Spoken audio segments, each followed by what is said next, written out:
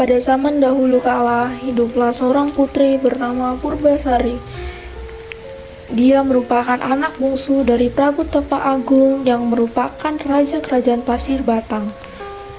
Purbasari memiliki 6 orang kakak perempuan, yaitu Purbararang, Purbadewata, Purbamaenda, Purbabakancana, Purbamanik, dan Purbabalewi. Purbasari sangat baik sifat dan kelakuannya. Dia lembut, manis budi, dan suka menolong siapapun juga yang membutuhkan pertolongan. Dengan senang hati dia membantunya. Selain hatinya yang baik, Purbasari juga memiliki paras yang cantik dan rupawan. Setiap orang yang melihatnya pasti akan jatuh hatinya pada pandangan pertama. Sayangnya, kecantikan dan kebaikan Purbasari tidak menurun dari kakak sulungnya Purbararang yang sifatnya sangat buruk.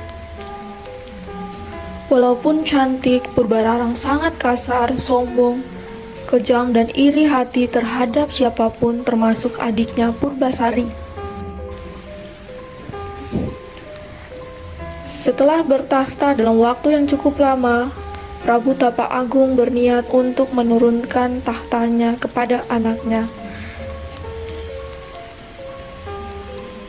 Kemudian Prabu Tapak Agung berpikir secara matang-matang bahwa yang untuk melanjutkan kepemimpinannya, dia pun menunjuk Purbasari selaku anak bungsunya. Sang Prabu telah mengamati selama puluhan tahun bahwa Purbasari adalah sosok yang paling pantas menggantikannya, bukan Purbararang, walaupun Purbararang adalah anak sulungnya. Pemikiran dari Sang Prabu yang bijaksana ini terutama karena sifat dan perilaku anak sulungnya yang sangat buruk. Prabu Tapak Agung khawatir jika Purbararang menjadi raja, maka ketentraman dan kedamaian kehidupan rakyat akan terganggu dan bahkan menjadi rusak akibat kepemimpinan Purbararang yang memiliki sifat sangat buruk. Di hadapan seluruh pembesar kerajaan dan juga ketujuh putrinya itu, Prabu Tapak Agung menyerahkan tahtanya kepada Purbasari, anak bungsunya. Prabu Tapak Agung lantas meninggalkan istana kerajaannya untuk memulai hidup barunya sebagai petapa. Purbararang sangat marah luar biasa mendapati kalau tahta kerajaan Pasir Batang diserahkan kepada adik bungsunya dan tidak kepada dirinya. Maka, berselang 1 hari setelah penobatan Purbasari, sang adik bungsunya itu menjadi ratu kerajaan Pasir Batang, Purbararang selaku anak sulung menghubungi Indrajaya, tunangannya, dan keduanya kemudian meminta bantuan kepada nenek sihir untuk mencelakai Purbasari. Nenek sihir jahat memberikan boreh yang mana berupa sat berwarna hitam yang dibuat dari tumbuhan kepada Purbararang. Nenek sihir itu berkata, "Semburkanlah boreh ini ke wajah dan seluruh tubuh dari Purbasari." Kemudian Purbararang dengan tunangannya setelah kembali ke istana, Purbararang segera melaksanakan pesan dari si nenek sihir itu. Boreh itu disemburkan ke wajah dan seluruh tubuh Purbasari, yang mengakibatkan di seluruh tubuh Purbasari bermunculan bercak-bercak hitam yang mengerikan. Dengan kondisi tersebut, Purbararang memiliki alasan untuk mengusir Purbasari dari istana. Orang yang dikutuk hingga Kemudian Purbararang berkata, orang yang dikutuk hingga memiliki penyakit mengerikan ini tidak pantas menjadi ratu kerajaan Pasir Batang. Sudah seharusnya dia diasingkan ke hutan agar penyakitnya tidak menular. Lalu Purbararang kemudian mengambil tahta kerajaan Pasir Batang. Dia memerintahkan Uwak Batara yang merupakan penasihat istana mengasingkan Purbasari ke hutan. Ketika Purbasari tengah diasingkan di hutan, terjadilah masalah besar di Kayangan. Pangeran Guruminda tidak berkenan menikah dengan bidadari Kayangan seperti yang diperintahkan Sunan Ambu, ibunya. Pangeran Guruminda hanya berkenan menikah dengan perempuan yang kecantikannya setara dengan Sunan Ambu ibunya. Lalu Sunan Ambu menjelaskan bahwa sosok perempuan yang secantik dirinya hanya akan ditemui Pangeran Guruminda di dunia manusia.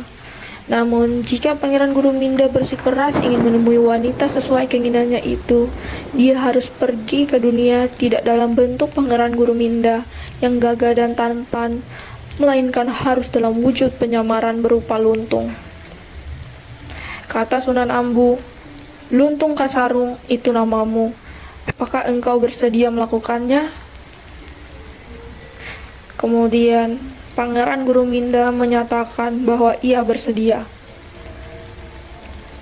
Setelah menjelma menjadi seekor luntung Kasarung, Pangeran Guruminda segera turun ke dunia manusia. Dia tiba di hutan, dan dalam waktu singkat saja, luntung Kasarung sudah menjadi raja para luntung dan kera di hutan tersebut. Hal ini sangat wajar karena tidak ada kera dan luntung yang mampu menandingi kesaktiannya, kecerdasan, dan kekuatan dari Pangeran Guruminda.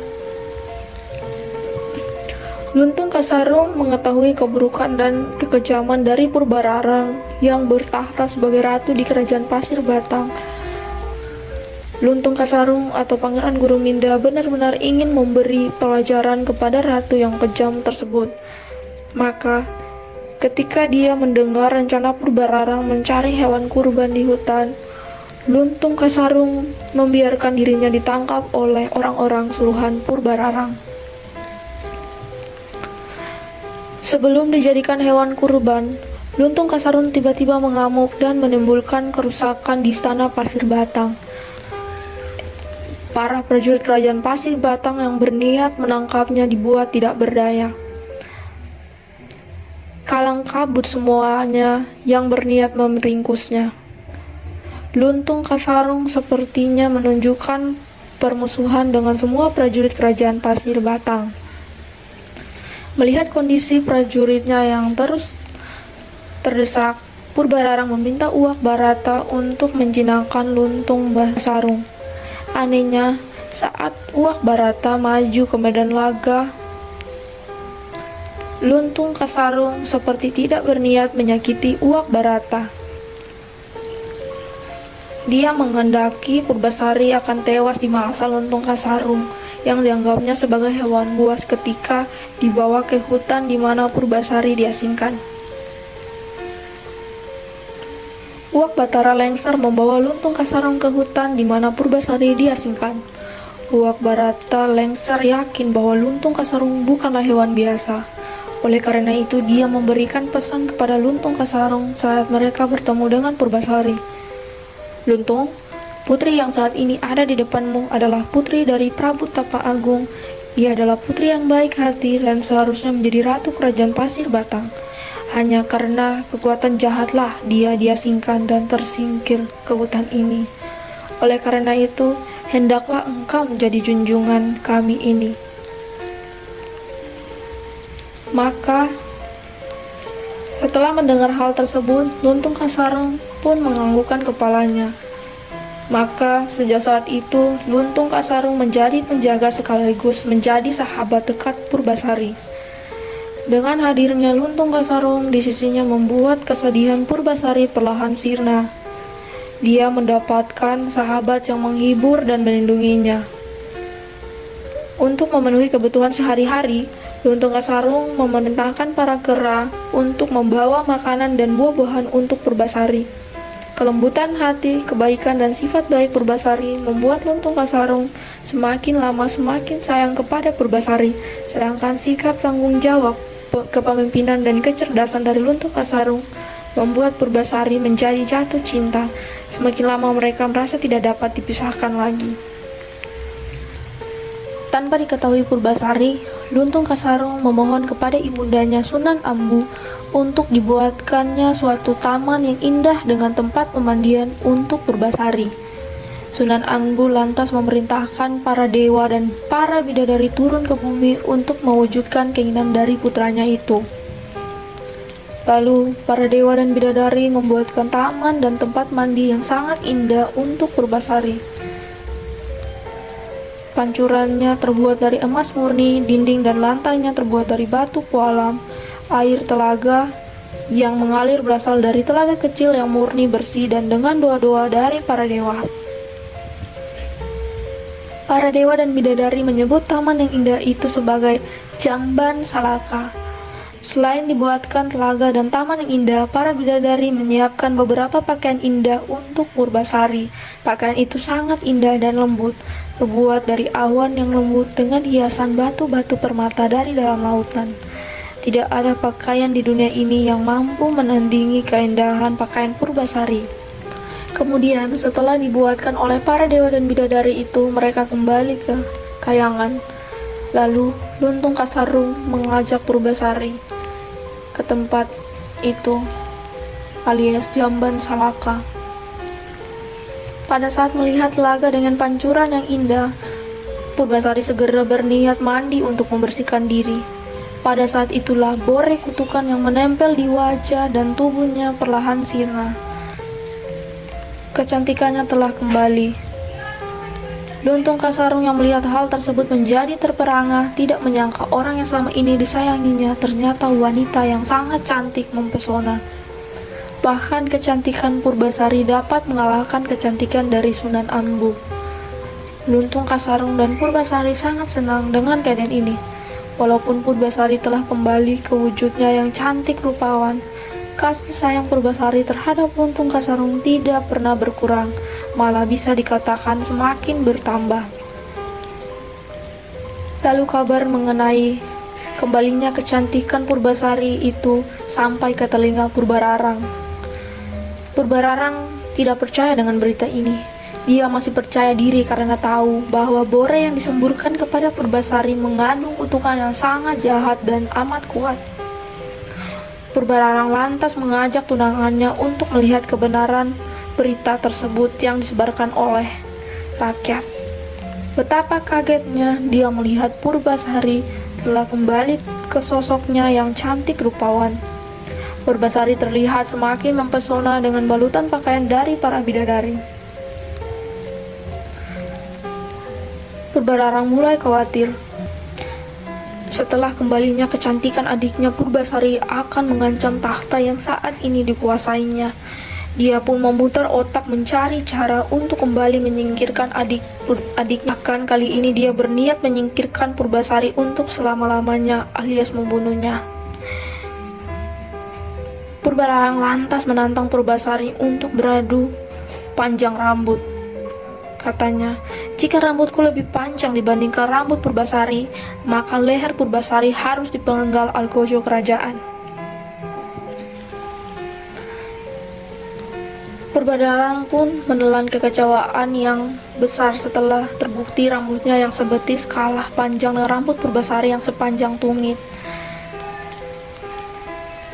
Purbararang sangat malu mendapati kekalahannya. Untuk menutupi kekalahannya, Purbararang mengemukakan tantangan baru untuk Purbasari. Tidak tertanggung-tanggung tantangan ini diucapkan di depan seluruh masyarakat kerajaan Pasir Batang dengan suara yang lantang agar dapat didengar oleh seluruh masyarakat mereka. Purbararang berkata, "Jika wajah tunanganmu lebih tampan dibandingkan wajah tunanganku, tahta Pasir Batang akan kuserahkan kepadamu. Namun, jika sebaliknya, maka engkau hendaklah merelakan lehermu dipenggal algojo kerajaan." Purbasari pun paham dia tidak akan mampu menang pada tantangan kali ini, namun cintanya kepada Luntung Kasarung membuatnya tegar. Dia pun menggenggam tangan Luntung Kasarung, lalu berkata, "Aku mencintaimu dan ingin engkau menjadi suamiku." Dengan air mata yang berlinang di kedua pipinya, Luntung Kasarung balas menggenggam tangan Purbasari kemudian mengusap air mata di pipi putri cantik jelita itu. "Monyet hitam itu adalah tunanganmu?" Lalu Purbasari menjawab, "Iya, dia tunanganku." Sebelum Purbararang memerintahkan Algojo untuk memenggal Purbasari karena merasa bahwa tunangannya lebih tampan dibandingkan Luntung Kasarung. Luntung Kasarung pun tiba-tiba duduk bersila dengan matanya yang terpejam. Mulutnya terlihat komat kamit, dan tiba-tiba asap tebal menyelimuti tubuh Luntung Kasarung. Tidak berselang waktu lama, asap tebal pun menghilang, dan sosok Luntung Kasarung dengan wajah yang jelek itu pun menghilang seiring berlalunya asap pekat itu, berganti dengan sosok Pangeran Guruminda yang sangat tampan dan gagah. Terperanjatlah semua yang hadir di tempat itu mendapati keajaiban yang luar biasa tersebut. Betapa tampannya Pangeran Guruminda, bahkan sangat jauh melebihi ketampanan Indrajaya tunangan dari Purbararang. Pangeran Guruminda lantas mengumumkan bahwa Ratu Kerajaan Pasir Batang yang sebenarnya adalah Purbasari. Purbararang telah mengalami kekalahan dari tantangan yang dibuatnya sendiri. Dalam kondisi seperti itu, Purbararang tidak dapat menyangkal dan mau tidak mau mengakui kekalahannya. Tidak ada lagi yang dapat diperbuatnya selain menyerahkan tahta Kerajaan Pasir Batang kepada adiknya Purbasari. Dia pun memohon ampun atas kejahatan yang telah dilakukannya bersama Indrajaya tunangannya itu. Namun, dengan kebaikan hati Purbasari pun memaafkan kesalahan kakak sulungnya itu. Dan sejak saat itu, Purbasari kembali bertahta sebagai ratu, dan segenap rakyat sangat bergembira menyambut ratu mereka yang baru dan sekaligus terlepas dari belenggu pemerintahan Purbararang yang jahat. Mereka semakin bahagia mengetahui bahwa ratu mereka Purbasari menikah dengan Pangeran Guruminda yang tampan dan gagah. Purbasari dan Pangeran Guruminda pun hidup bahagia.